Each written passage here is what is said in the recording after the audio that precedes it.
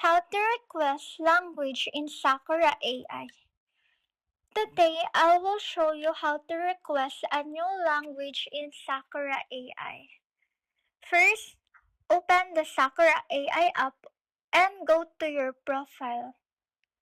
You can do this by tapping the profile icon located at the bottom right corner of the screen. Once you are on your profile page, look for the account option and tap on it to open your account settings. Next, find the language section. It will usually show your current language, such as English. Tap on it, and a list of available languages will appear on your screen. Scroll down through the list until you reach the bottom.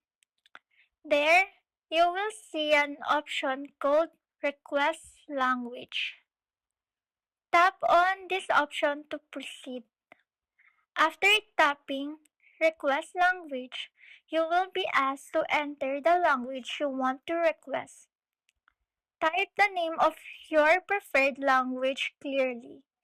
You may also have the option to add a short message or reason explaining why you want this language to be added. Once you have filled in the details, tap the Submit button to send your request.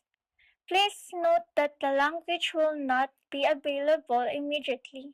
Your request will be reviewed by the Sakura AI team, and they may include it in the future updates.